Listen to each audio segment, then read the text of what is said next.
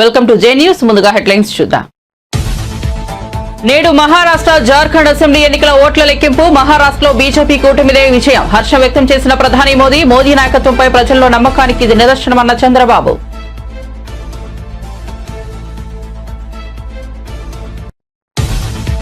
రేవంత్ రెడ్డిపై కేటీఆర్ ధ్వజం. నువ్వేమైనా చక్రవర్తివా? నీలాంటోళ్లు ఎంతో మంది కొట్టుకుపోయారు. చర్లపల్లి సెంట్రల్ జైల్లో రిమాండ్ ఖైదీగా ఉన్న పట్నం నరేందర్ రెడ్డితో కేటీఆర్ శనివారం ములాఖాత్.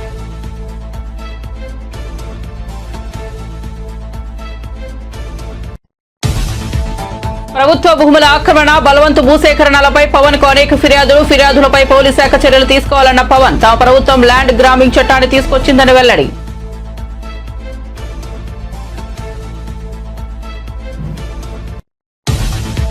జగన్ ఏం చేసినా తప్పు, చంద్రబాబు ఏం చేసినా ఒప్ప అన్న గుడివాడ అమర్నాథ్. గత ప్రభుత్వం సిక్కి ఒప్పందంలో జగన్ కి భారీ మొత్తంలో లంచం అందినట్లు కథనాలు. టీడీపీ శ్రేణులు చేస్తున్న విమర్శలపై మాజీ మంత్రి మండిపాటు.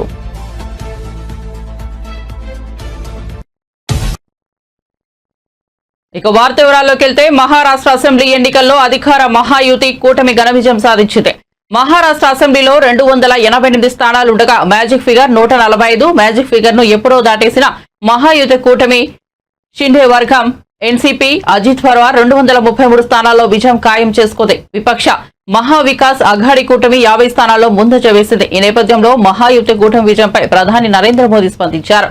అభివృద్ధి, సుపరిపాలన గెలిచాయని పేర్కొన్నారు. మహారాష్ట్ర ప్రజలు చారిత్రాత్మక విజయం అందించారని హర్షం వ్యక్తం చేశారు. ఈ మేరకు మహారాష్ట్ర ఓటర్లు, మహిళలు, యువతకు కృతజ్ఞతలు తెలుపుతున్నానని వెల్లడించారు.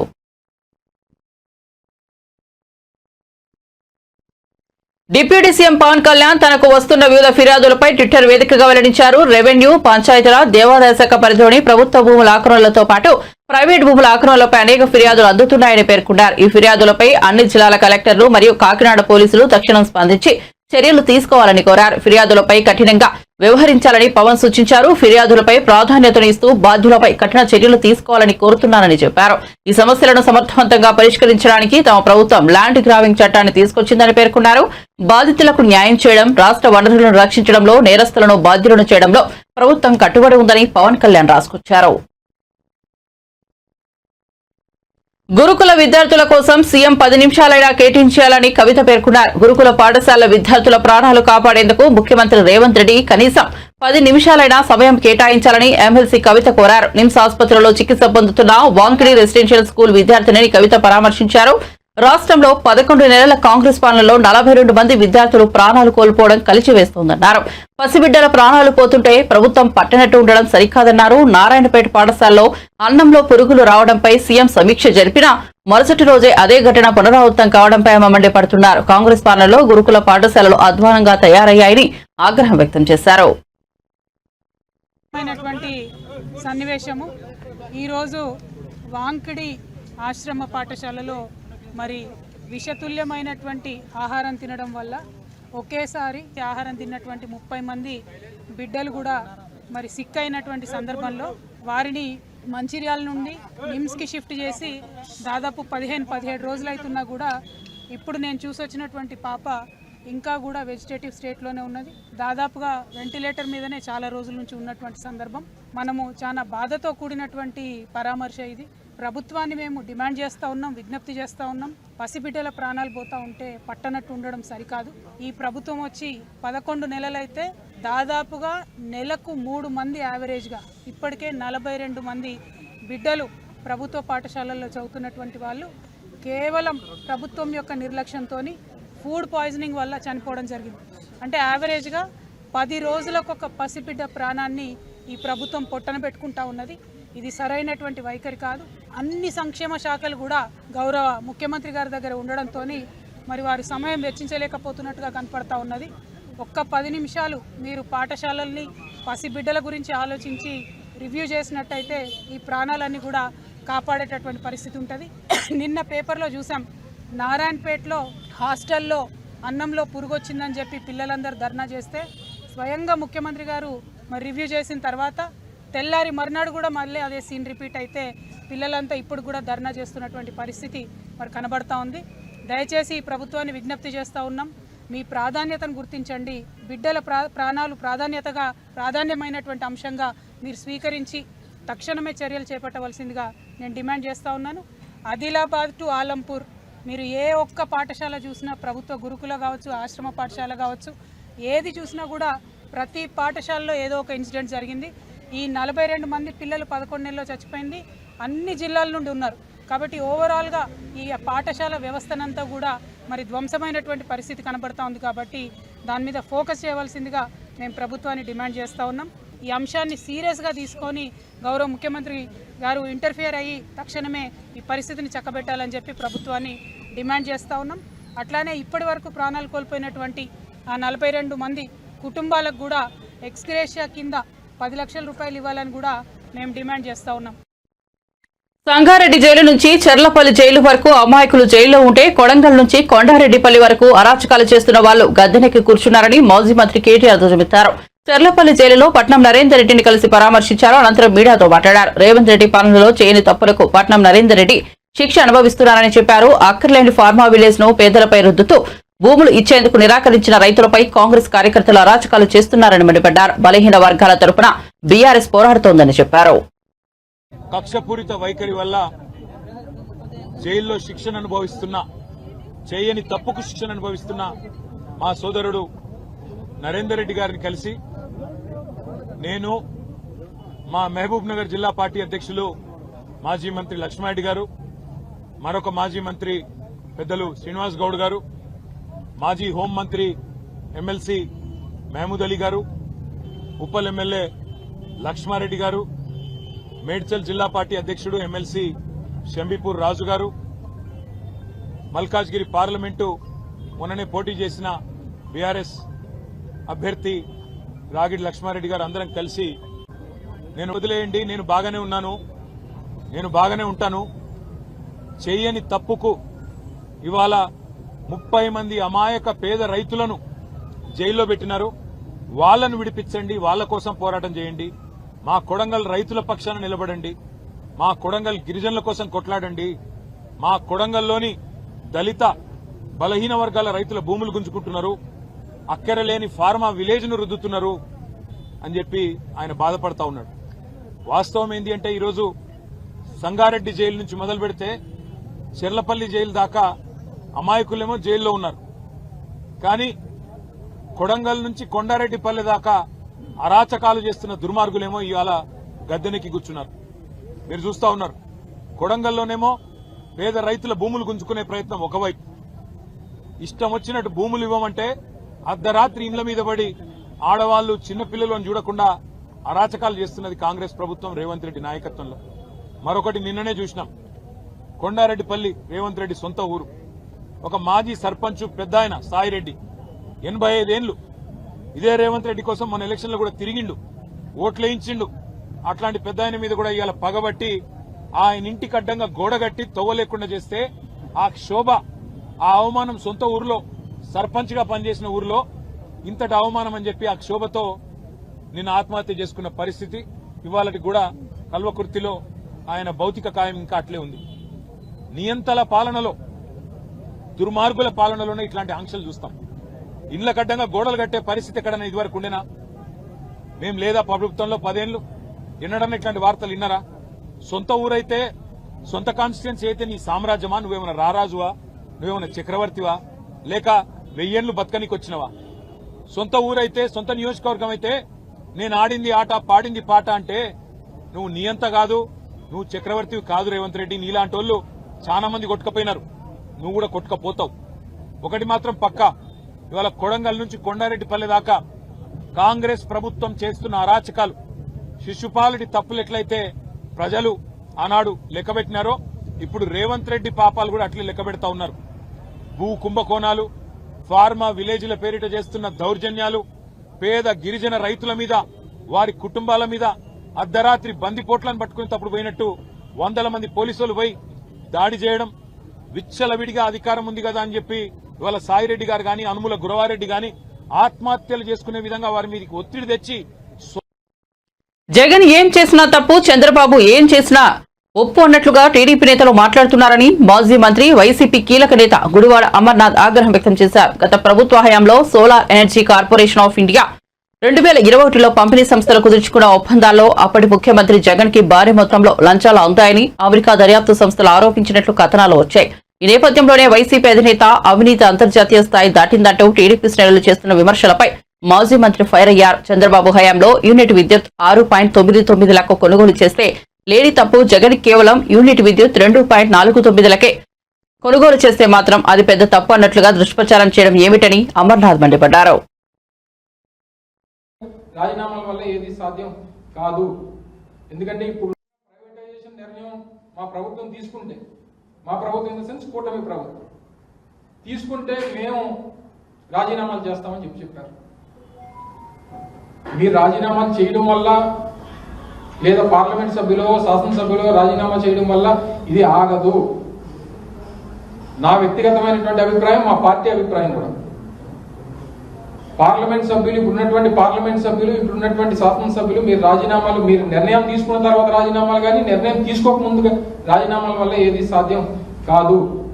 ఎందుకంటే ఇప్పుడున్నటువంటి కేంద్రంలో ప్రభుత్వం, ఈరోజు రాష్ట్రంలో ఉన్నటువంటి అధికారంలో ఉన్నటువంటి పార్టీల వల్ల ఈరోజు కేంద్రంలో ప్రభుత్వం నడుస్తూ ఉంది. ఇందాక పెద్దలు పైరాజు గారు చెప్పారు. ఆ రోజు మీరు ఏదైతే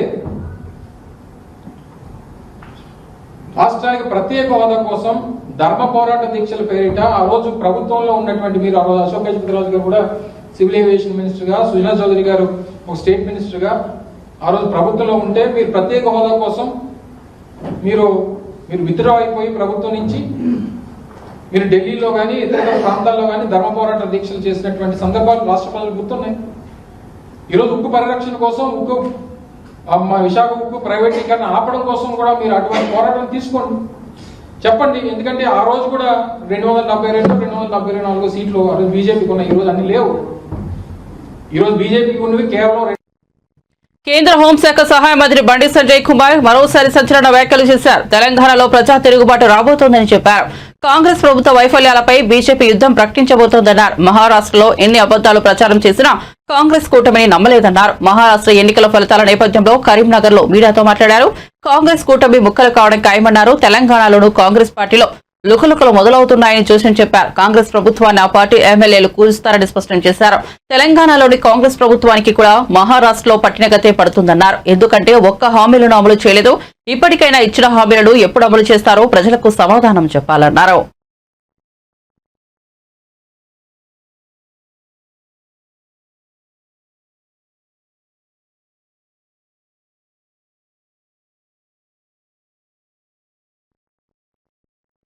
భద్రాద్రి క్షేత్రాన్ని అన్ని రకాలుగా అభివృద్ధి చేస్తామని మంత్రి పొంగులేటి శ్రీనివాసరెడ్డి అన్నారు. భద్రాచలంలోని సీతారామచంద్రస్వామి వారిని శనివారం దర్శించుకున్నారు. ఈ సందర్భంగా మంత్రి మాట్లాడుతూ పెరుగుతున్న భక్తుల అవసరాలకు అనుగుణంగా భద్రాద్రి ఆలయంలో మాడుబీదుల విస్తరణ చేపడతామన్నారు. మొదటి విడతగా 68 కోట్ల నిధులతో స్థల పరిశీలన పనులు త్వరలోనే మొదలు పెడతామని చెప్పారు.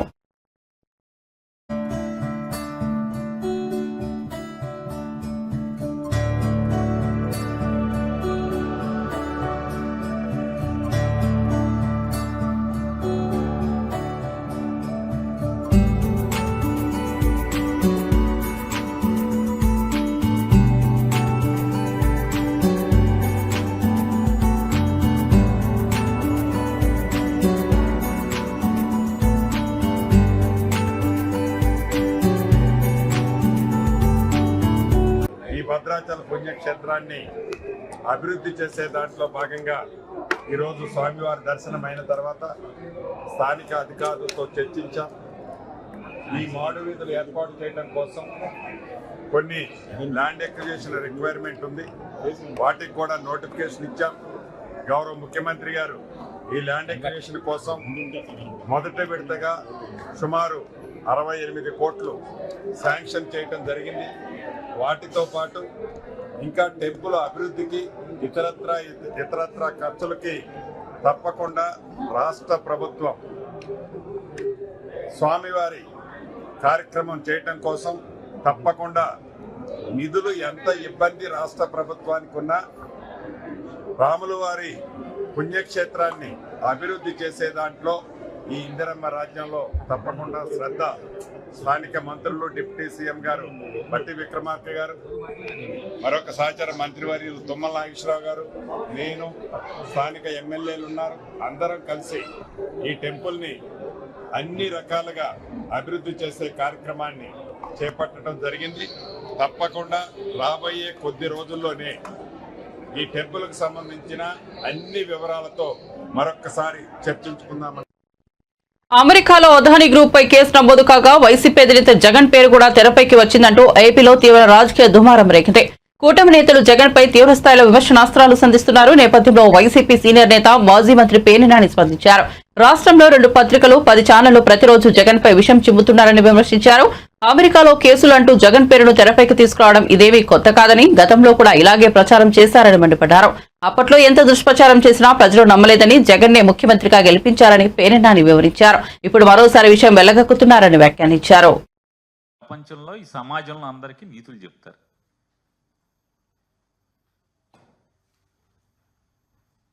ఎప్పుడన్నా ఒక్కరోజన్నా ఈ మార్గదర్శి పాపాల గురించి ఒక్కరోజన్నా రాశారా మీ పేపర్లో? ఒక్కరోజు ఇది తప్పు అని, మార్గదర్శి చేసింది తప్పు పాపం అని ఎప్పుడన్నా చెప్పారు ఎవరికన్నా? ఏ రోజన్నా రాసుకున్నారా మీ గురించి? మీరు సమాజానికి నీతులు చెప్తారు ప్రతోడికి. భలేవో మంచోళ్ళు. మనం ఒక జిల్లా ఏం చేస్తాం? సస్తామేంటి మరి? ఇక అంతకు మించి అనలేకపోతున్నాం. కృష్ణా జిల్లాలేండి మాది మా తినాలి వాళ్ళ తినాలిలాగా వీళ్ళు రాస్తారు. ఏమని రాస్తారా అంటే అసలు చూడండి.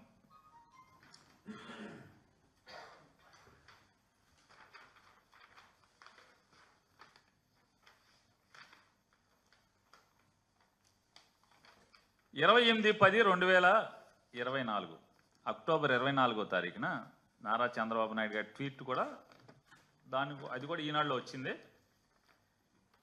met with the delegation from Adani Group led by the Managing Director of Adani Exports Limited, Mr. Rajesh Adani, and the MD of Adani Ports and SEZ Limited, Mr. Adani Karan, to discuss a range of investment opportunities in Andhra Pradesh.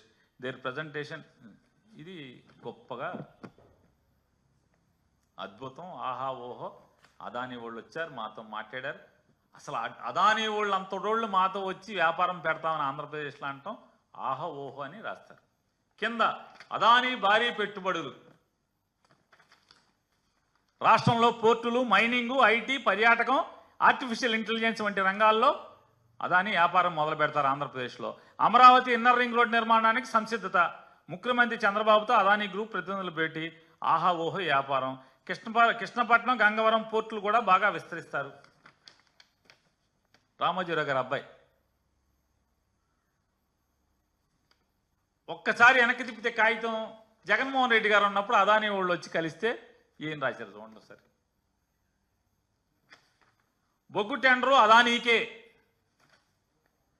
Adani కోసం అడ్డగోలుగా ఎడ్డింగ్లు.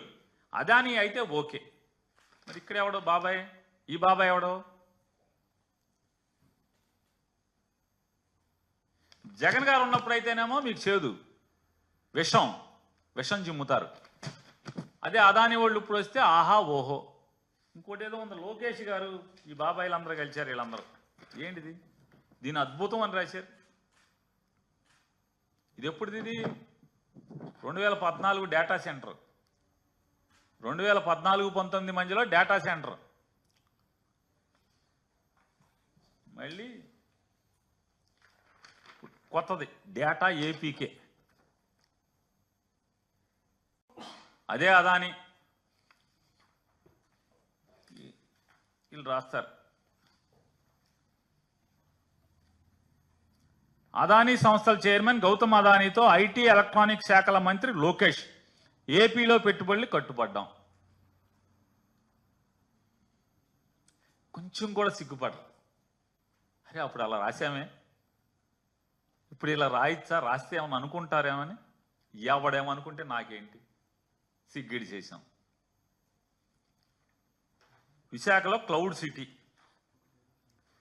అదే జగన్మోహన్ రెడ్డి గారు ఉంటే అదానీకి 60 ఎకరాలు.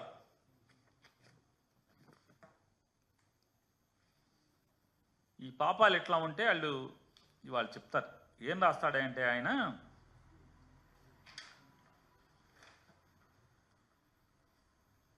జగన్మోహన్ రెడ్డి గారు ఏది ఈనాడు paper ఇదా.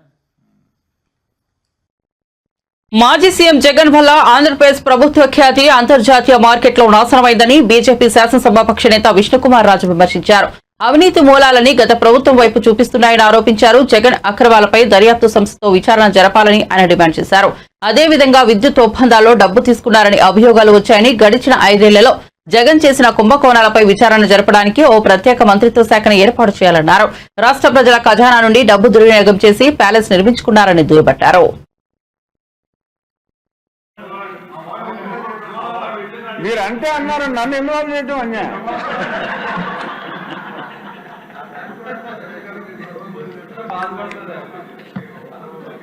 అంటే మీకు చాలా చిన్న మాట అధ్యక్ష, సో అందుకు మీరు ఫీల్ అవుతున్నారేమో నాకు తెలియదు. Anyway I'm sorry, I'm really sorry అధ్యక్ష. నిజంగా ప్రపంచమంతా దీనిపైన ఉన్నప్పుడు మనము ఏదో ఒక ప్రస్తావన చేయకుండా మౌనంగా ఉంటామంటే డెమోక్రసీని కూనీ చేయడం దాంతో సమానం అధ్యక్ష. If Jaganmohan Reddy is an individual, we are not bothered. Definitely ఎవరైనా కంప్లైంట్ వస్తేనే కానీ మనం పట్టించుకోవాల్సిన అవసరం లేదు. రాష్ట్ర ప్రభుత్వ ప్రజల డబ్బుని దోచేశాడు జగన్మోహన్ రెడ్డి. రాష్ట్ర ప్రభుత్వ డబ్బుని కూడా దోచేశాడు జగన్మోహన్ రెడ్డి. ఎవరు బాబు సొమ్మని చెప్పి ఆ ప్యాలెస్ గురించి ఎందుకు ఎక్కువ ఫోకస్ చేస్తున్నామంటే అధ్యక్ష, 450 కోట్ల రూపాయలతోటి ఆయన ప్యాలెస్ రాష్ట్ర ప్రభుత్వ డబ్బులతోటి కట్టాడంటే అంతకంట దారుణం ఏమన్నా ఉంటుందా? ఆయన సొంత డబ్బులతోటి, దోచుకున్న డబ్బులతోటి, వేలాది కోట్ల రూపాయలతోటి ప్యాలెస్లు కట్టుకునేవండి. ఎవరైనా కంప్లైంట్ ఇస్తే then we have to take action. But పేపర్లు కోడై కూర్చుతూ ప్రతి paper, English paper, Eenadu, Andhra Jyothi, అన్ని పేపర్లు కూడా, టైమ్స్ ఆఫ్ ఇండియా, ఇన్ని జరుగుతున్నప్పటికీ కూడా మౌనంగా ఉండటం అనేది నాకు కరెక్ట్ అధ్యక్ష. డెఫినెట్ గా రాష్ట్ర ప్రభుత్వానికి కూడా బాధ్యత ఉంది. రాష్ట్ర ప్రభుత్వం దీనిపైన యాక్షన్ తీసుకోవాల్సిన అవసరం ఉంది. ఒక దర్యాప్తు సంస్థతోటి కూడా మనం తీసుకోకపోతే ఏదైతే అమెరికాలో ఉన్న సంస్థ మనం మాజీ ముఖ్యమంత్రి పేరు పెట్టారో, పేరు ఎత్తి నువ్వు ఫలానా చోట ఇచ్చావు, ఫలానా చోట నుంచి మాకు అన్ని ఇన్ఫర్మేషన్ ఉందని చెప్పి పేపర్స్ లో సవివరంగా రాసినప్పుడు కనీసం మాట కూడా మాట్లాడకుండా ఉంటే ఆంధ్ర రాష్ట్ర ప్రజలందరూ కూడా ఇంతేనేమో అని చెప్పి ఒక రాంగ్ ఫీలింగ్ వెళ్లే అవకాశాలు చాలా ఎక్కువ ఉన్నాయి అధ్యక్ష. కాబట్టి అధ్యక్ష, దయచేసి దీన్ని సీరియస్ గా తీసుకుని చర్చించవలసిన అవసరం ఉండాలి. చర్చించకపోతే ఇది చాలా భయంకరమైన వ్యాధి కింద జరుగుతుంది అధ్యక్ష. ఇదివరకు ఎప్పుడైతే ముఖ్యమంత్రి గారు we should not be silent, మనం మాట్లాడాలి అని చెప్పిన అలానే ఎయిడ్స్ అనే మహమ్మారి ఈ రాష్ట్రం నుంచే కాదు, దేశం నుంచి కూడా బయటికి వెళ్ళింది అధ్యక్ష. అట్లాగే ఈ జగన్మోహన్ రెడ్డి గారు చేసిన దురాఘాతాలని మనం సైలెంట్ గా మౌనంగా ఉండటం కూడా అప్రాప్రియేట్ కాదు. కాబట్టి తమరు కూడా చెప్పవలసిన బాధ్యత ఉంది. మీరు సీట్లో కూర్చొని మాట్లాడకూడదని ఏమి లేదు అధ్యక్ష. పర్మిషన్ తీసుకుని హౌస్ పర్మిషన్ తప్పనిసరిగా అధ్యక్ష. మన రాష్ట్ర ప్రభుత్వ పేరు అట్లాగే రాష్ట్ర ప్రజల పేరు కూడా మనకి ఇంటర్నేషనల్ మార్కెట్ లో నాశనం అయిపోయింది అధ్యక్ష, ఇంటర్నేషనల్ గా, గ్లోబల్ గా. కాబట్టి నిజాలు తేల్చవలసిన బాధ్యత కూడా మనం కూడా తీసుకోవాలని చెప్పి మీరందరికీ కూడా సవినయంగా మనవి చేసుకుంటూ సెలవు తీసుకుంటున్నాను అధ్యక్ష. ఎన్నికల ఫలితాలపై బీఆర్ఎస్ నాయకులు హరీష్ రావు కీలక వ్యాఖ్యలు చేశారు. 5 గ్యారంటీల పేరుతో మహారాష్ట్రలో కాంగ్రెస్ చేసిన గారడీని ప్రజలు నమ్మలేదని స్పష్టమైందని తెలిపారు. తెలంగాణలో కాంగ్రెస్ మోసాలను మహారాష్ట్ర ప్రజలు గుర్తించి గుణపాఠం చెప్పారని అన్నారు. తెలంగాణలో మహిళలకు 2,500 ఇస్తామన్న మహాలక్ష్మి పథకం అమలు చేయకుండా మహారాష్ట్రలో 3,000 ఇస్తామనడం, రైతు భరోసా ఎగ్గొట్టడం, ఆసరా దోహకా, రైతు రుణమాఫీ ఏడాది గడుస్తున్నా పూర్తి చేయకపోవడం వంటివి మహారాష్ట్రలో తీవ్ర ప్రభావం చూపెట్టాయని తెలిపారు. తెలంగాణ ప్రజలు ముంబై, షోలాపూర్, పూణే, నాందేడ్ వంటి ప్రాంతాల్లో అత్యధికంగా నివసిస్తుండడం వల్ల కాంగ్రెస్ మోసాలు విరివిరిగా మహారాష్ట్రలో ప్రచారం అయ్యాయి అనేవి సుస్పష్టమని హరీష్ రావు అన్నారు. మెదక్ చర్చి మీద ఒట్టు పెట్టి మాట తప్పిండు, జహంగీర్ పీర్ దర్గా మీద ఒట్టు పెట్టి మాట తప్పిండు. ఎవడన్నా ముఖ్యమంత్రి దేవుని మీద ఒట్టు పెట్టి మాట తప్పుతాడా? ఎందుకంటే కొంతమంది అయ్యగారు చెప్పింది నాకు, దేవుని మీద ఒట్టు పెట్టి మాట తప్పితే ఆ రాజ్యానికి మంచిది కాదట. పాలకుడే పాపం చేస్తే మరి ఆ ప్రజలకు అరిష్టము, ఆ ప్రజలకు మరి అన్యాయం జరుగుతుంది దేవుడు శపిస్తే అని చెప్పి కొంతమంది అయ్యగారు చెప్పిండు. నేను దేవుని దగ్గర పోయినా, దేవుడా మా ముఖ్యమంత్రి 15 ఆగస్టు లోపు రుణమాఫీ చేస్తా అని రుణమాఫీ చేయకుండా నిన్ను మోసం చేసిండు దేవుడా. యాదాద్రి లక్ష్మీ నరసింహస్వామి దగ్గర పోయినా, మా ముఖ్యమంత్రి పాపాత్ముడు, మా ముఖ్యమంత్రిని క్షమించు, నా తెలంగాణ ప్రజల్ని కాపాడు దేవుడా అని చెప్పి దేవుడి దగ్గర పోయి దండం పెట్టిన. దేవుడికి దండం పెట్టిన, ఈ ముఖ్యమంత్రికి సద్బుద్ధిని ప్రసాదించు. ఏమన్నా మాట్లాడితే మా ముఖ్యమంత్రి అయితే దేవుని మీద ఓట్లు లేకపోతే తిట్లు, ఇంకేమన్నా ఉన్నాయా? ఆ టీవీ వెంట చాలు, అయితే తిట్లు లేకపోతే దేవుని మీద ఓట్లు. పనిచేసే తక్కువ, లొల్లి పెట్టేది ఎక్కువ. ఏమన్నా చేసిండా? దేవుడికి మొక్కిన, దేవుడు ఆయనకు సద్బుద్ధిని ప్రసాదించి, ఈయనకు మంచి బుద్ధినిచ్చి మంచి పాలన అందించేటట్టు మా ముఖ్యమంత్రి జర ఆగమాగం ఉన్నాడు, ఆయనకు మంచి జ్ఞానాన్ని ప్రసాదించమని కూడా దేవుని మొక్కాల్సి వచ్చింది. ఏం మాట్లాడు, ఆయనకు మంచి వాక్కును కూడా ప్రసాదించమని చెప్పిన. ఎందుకంటే ఒక ముఖ్యమంత్రి మార్గదర్శకంగా ఉండాలి. మొన్న పెళ్లికి పోతే కాంగ్రెస్ లీడర్లు కలిసిండ్రు, ఏం చెప్పుకోవాలన్నా మా ముఖ్యమంత్రి మాట్లాడితే మేమే టీవీలు బంద్ పెడుతున్నాం, పిల్లలు ఏడ ఖరాబ్ అవుతారో అన్నారు. న్యాయమూర్తుల నియామకంలో కుల వివక్ష, కుటుంబ నియామకాల వ్యవస్థ మిగతా అన్ని రంగాల్లో కంటే ఎక్కువగా ఉందని ఎంపీ ఈటెల రాజేందర్ అన్నారు. అన్ని విధాలుగా సామర్థ్యం, అర్హతలు ఉన్నా ఇప్పటికే బీసీలు హైకోర్టు, సుప్రీంకోర్టులో జడ్జీలుగా ఎందుకు లేరని, ఇదేం దుర్మార్గమన్నారు. ఉన్నత న్యాయ వ్యవస్థలో సామాజిక న్యాయం అంశంపై బీసీ, ఎస్సీ, ఎస్టీ న్యాయవాదుల సంఘాల ఆధ్వర్యంలో శనివారం సోమాజిగూడ ప్రెస్ క్లబ్ లో జరిగిన రౌండ్ టేబుల్ సమావేశంలో ఈటెల రాజేందర్ పాల్గొన్నారు. ఈ సందర్భంగా మాట్లాడుతూ బీసీలకు శాసనసభ, శాసన మండలి, పార్లమెంట్లో రిజర్వేషన్లు లేవని, అలాగే న్యాయ వ్యవస్థలో కూడా వివక్ష కొనసాగుతోందన్నారు.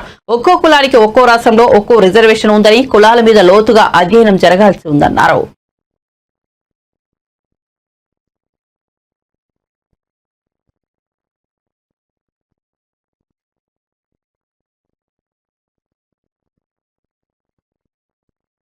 బులెటిన్ ముగించే ముందు హెడ్లైన్స్ మరోసారి చూద్దాం.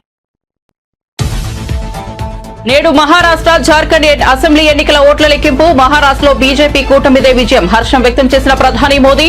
మోదీ నాయకత్వంపై ప్రజల్లో నమ్మకానికి ఇది నిదర్శనమన్న చంద్రబాబు.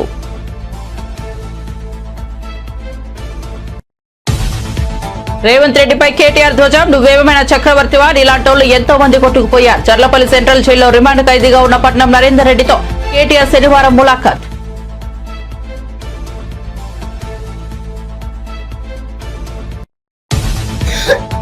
ప్రభుత్వ భూముల ఆక్రమణ, బలవంతపు భూసేకరణలపై పవన్ కు అనేక ఫిర్యాదులపై పోలీసు శాఖ చర్యలు తీసుకోవాలన్న పవన్. తమ ప్రభుత్వం ల్యాండ్ గ్రాంపింగ్ చట్టాన్ని తీసుకొచ్చిందని వెల్లడి.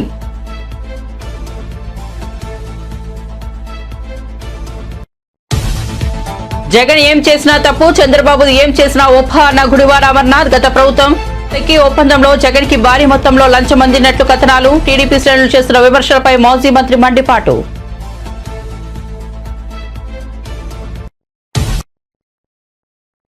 మరిన్ని అప్డేట్స్ కోసం చూస్తూనే ఉండండి జే న్యూస్.